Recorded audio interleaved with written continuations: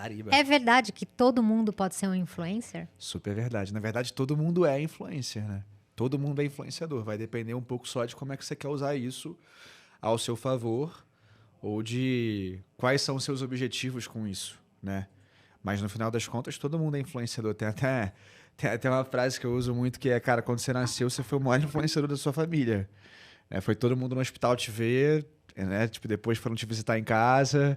Enfim, se você parar pra pensar, o influenciador hoje é uma figura, né? Uma marca que retém ali a atenção das pessoas e retroalimenta aquilo com conteúdo, né? Todos os dias, pelo menos deveria ser.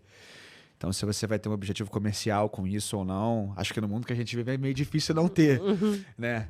Mas isso também não se limita apenas nas redes sociais, né? A influência que você tem no seu círculo social, no mundo, ela se estende, né, das redes sociais. Eu acho que a rede social é só um campo de sustentação da influência que você tem e você pode trabalhar isso com mais força, digamos assim. Eu acredito nisso também. Eu lembro que eu trabalhei muito tempo na área de vendas e quando entravam novas pessoas na empresa e falavam que não sabiam vender, eu falava, é mentira, você vende tudo, só que você não ganha dinheiro com o que você vende. Você fala, putz, eu li um livro maravilhoso. Qual é o nome? Já 100%. vendeu, né? 100%. 100%. Eu concordo 100% com isso. E assim, até fazendo um gatilho com o que eu falei das redes sociais, que não se limita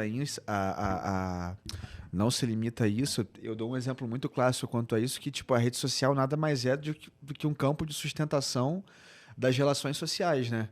Tipo, não é diferente do mundo que a gente vive. A gente está só sustentando as nossas relações ali. Então, se você parar para pensar, eu sou um influenciador digital. Cara, você é uma marca, você é uma pessoa que está trabalhando a tua influência no digital e a melhor maneira de você alavancar isso é criando conteúdo.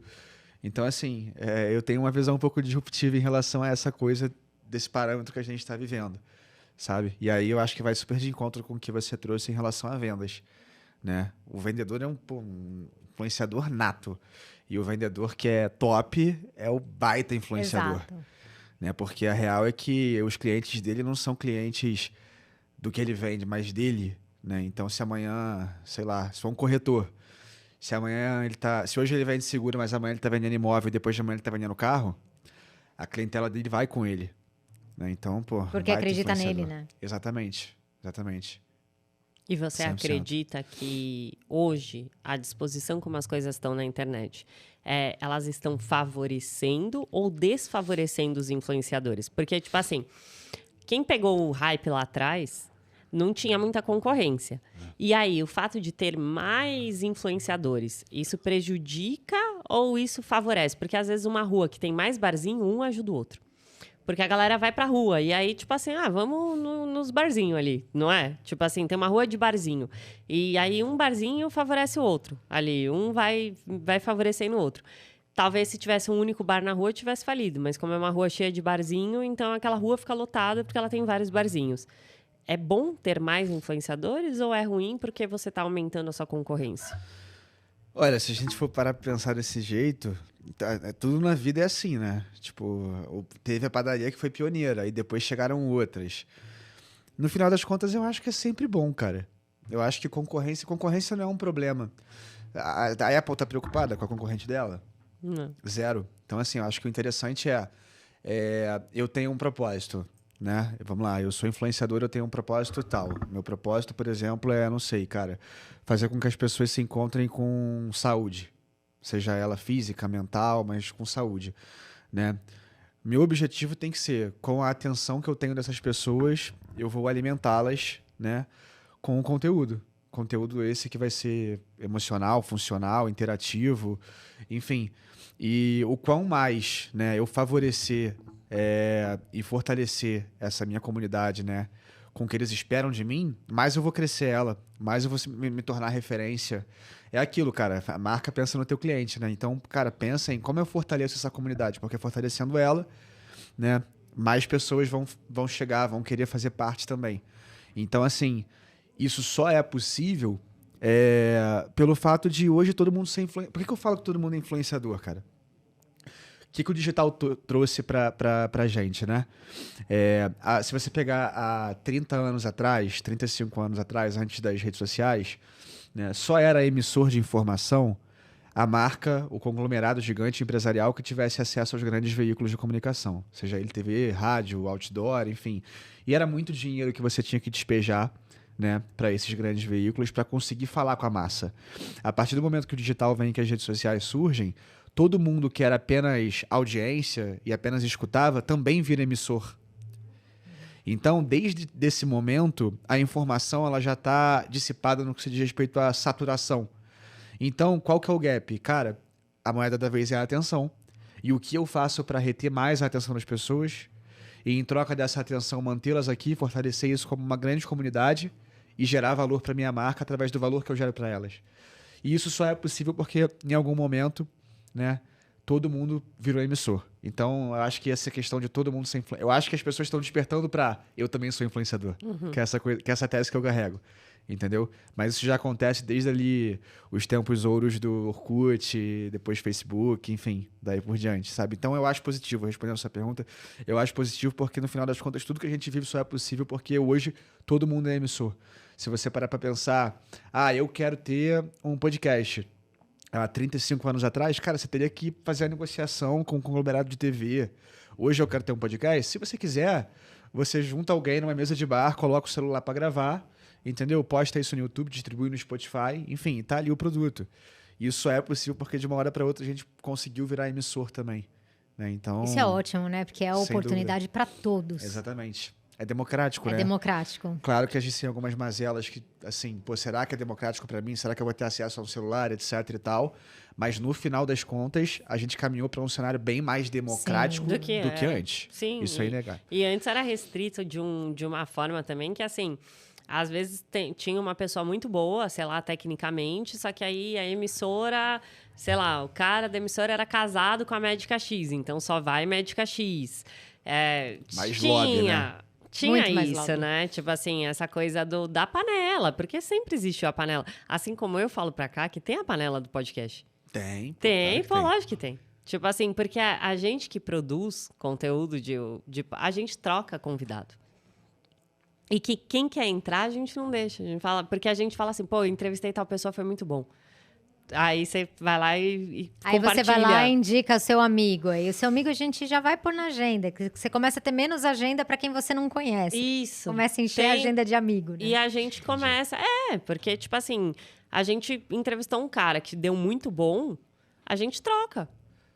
É normal, tipo, todo mundo quer o convidado que dá view, porque não deixa de ser uma empresa. A partir do momento que você está fazendo um podcast, você está fazendo investimento. Tipo, é minha grana que está saindo do meu bolso, que está deixando de ir, eu estou deixando de passear, de comprar uns sapatos para poder... Ou quantos sapatos, né? Nossa haja senhora, sapato. Cara, o que a gente não tem mais é sapato. Tô vendendo os meus. Uns 3 Lobotan? Fácil. Por mês. Fácil. Então, assim, é um investimento alto que a gente faz, sabe? E aí, quem que você quer trazer? Quem vai viralizar. Então, tem isso, né? Tipo assim, também tem uma panela. O que eu acho, minha opinião pessoal, tá? Que eu acho meio frustrante é que eu sempre ouvi as pessoas falando assim... a internet é maravilhoso, nananana. E hoje eu vivo isso, tipo, graças a Deus, essa é a minha realidade. Mas assim, cara, não é tão fácil assim. Zero fácil. Tá. Porque parece que você põe ali o celular no bar e distribui no YouTube, 3 pessoas vão ver e sua vida continua igual. Exatamente. O que eu trago de reflexão quanto a isso é que, na minha opinião, qualquer um pode fazer e começar a construir um projeto como esse. E eu acho que qualquer um deve aproveitar, né, esse ambiente, entre aspas, democrático que a internet tem hoje, né, para conseguir construir algo. Né? Foi até o exemplo que eu dei. Tipo assim, eu dei do podcast, mas, por exemplo, eu quero ter aqui uma marca de roupa. Né? Hoje, graças às redes sociais, você tem a oportunidade de, cara, vou fazer aqui as fotos com esse celular, que também tem uma câmera, né, boa. Vou postar ali. Se eu fizer um trabalho bem posicionado, eu posso estar concorrendo, né, com uma Renner, com uma Riachuelo. Eu estou concorrendo à atenção do consumidor dessas lojas também. É verdade. Antigamente isso seria impossível. Você venderia apenas para uma determinada parcela de um bairro. Enfim, você só pode romper essa barreira hoje por conta da internet. Sim, total. Né? Então virou um pouco mais democrático, e a melhor maneira de você romper isso hoje é produzindo conteúdo, é botando a cara ali, etc e tal. Mas não significa que você fácil. vai... Ah, não, por isso eu vou virar uma Renner. Cara, Exato. você vai ter um processo mais doloroso ou tão doloroso quanto... Não sei qual é a história da Renner, mas se fosse familiar, aquela família teve até ela virar o que virou. Entendeu? E essa é a história da vida, né? É aí que eu ia chegar. É aí que eu ia chegar. Por isso que eu falo, cara, isso aqui é só um campo de sustentação das relações sociais. Exatamente. Entendeu? O que a internet te dá, na minha visão, é mais força, né? E mais oportunidade para você conseguir romper barreiras. Mas se você vai romper ou não, tem todo um processo aí pela frente que ninguém pode garantir, nem você mesma. Entendeu? Você tem que ter fé como empreendedora, você tem que ter pulso de cultura ali empreendedora para fazer acontecer. Né? Tá disposto a muita coisa. Vocês empreendem, então assim, vocês sabem. Sim. Acabaram de falar aí até. Vai treinar o que você não é bom, vai fazer curso, vai de oratória, de venda. Cara, tudo.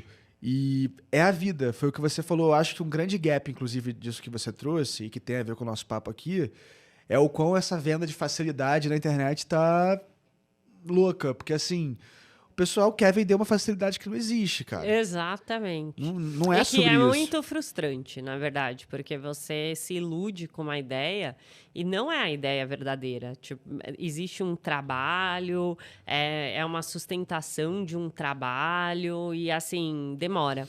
Leva tempo, bastante tempo. Sem dúvida alguma. Eu faço uma comparação, às vezes, com o seguinte, até por ser a vida, né? Cara, golpista sempre teve, sempre vai existir. O cara ali que é 7, sempre teve, sempre vai existir. Marcas que vendem uma promessa que não necessariamente é a real, sempre vai existir. Outro dia eu estava discutindo com o pessoal sobre faculdade. Ah, não, porque faculdade não vale mais a pena. E, cara, olha só, depende. Depende muito. Eu acho que o que tem de problema em relação à faculdade é a promessa que a sociedade embutiu no que é ter uma faculdade. Exato. E porque já foi a faculdade, assim. Mas olha só, pra mim a faculdade, ela nunca quis desconstruir essa promessa porque foi favorável financeiramente pra eles. Uhum. Entendeu?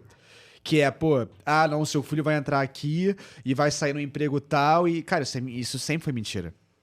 Porque Então, mas na época que dos seus avós...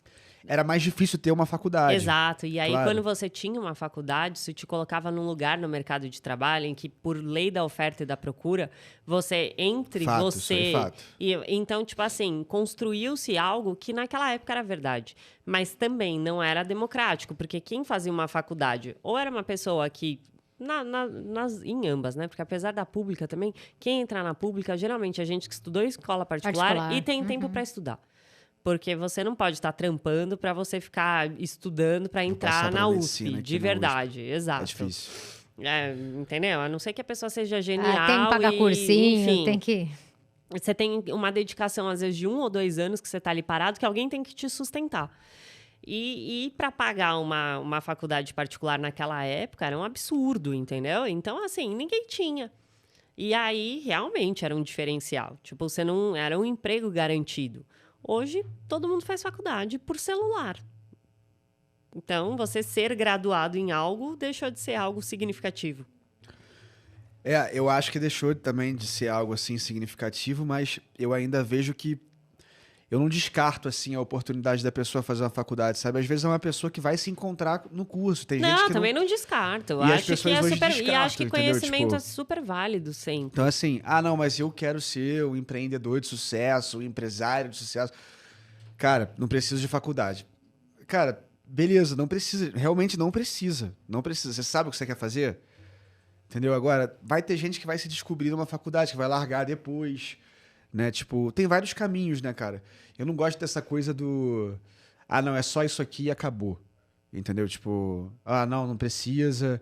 E aí tá lá o cara vendendo uma facilidade que não existe, entendeu? E aí frustra a galera, cria uma galera muito depressiva, entendeu? Porque dá de cara com o resultado daquilo e vê que, porra, não mudou nada, não me acrescentou em nada, não vou fazer nada com isso, entendeu?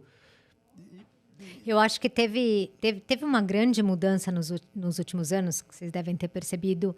o quanto as pessoas fizeram a faculdade de uma coisa e no meio do caminho estão fazendo outra da vida. Há um tempo atrás, quando você fazia engenharia, você virava engenheiro. Você fazia fisioterapia, você virava fisioterapeuta. Hoje você faz fisioterapia e o cara empreende em cosmético. Tipo, muda muito. E eu acho que essas grandes mudanças estão fazendo, de forma indireta, alguns jovens pensarem, caraca, então para que eu vou fazer faculdade? Porque minha mãe é nutricionista e empreende como influencer de outro conteúdo. Cabeleireira, né? Tipo, você tem fica salão. difícil de entender, né, a importância. Total. Eu acho que as pessoas entram nesse cenário de escolher o que vão fazer muito cedo, né? Essa é a verdade. É, muito cedo, exatamente. A gente vivia menos antigamente, né? Mas assim, aí a gente vai entrar num papo super filosófico, né, cara? Que é aquilo, não, mas hoje a pessoa amadurece mais tarde. O pessoal falou, eu vi uma notícia outro dia que até 25 anos agora é adolescente. É porque depende da maturação, de quanto né? que você atribui de responsabilidade. Você pensa que antigamente as pessoas tinham muitos filhos e você, desde pequeno, você era atribuída a responsabilidade de você cuidar de um outro ser vivo. E isso era muito comum, porque qualquer pessoa que você pegar, que cuidou dos irmãos. Então, o mais velho cuidava do mais novo. E olha a responsabilidade que você tem hoje. Se você deixar uma pessoa de 16 anos em casa sozinha, é abandono de incapaz. Você pode até ser preso por isso. Incapaz, uma pessoa de 16 anos. Antigamente, com 16 anos, as mulheres já tinham tido 3 filhos. É outra Mudou vida. muito. Hoje tem, lavava, as famílias passava, cozinhava. Eu com 10 anos de idade esquentava o almoço, deixava minha irmã na perua e era normal. E eu fazia isso e todo mundo da minha sala fazia isso. Tipo, minha mãe contava comigo porque ela precisava trabalhar.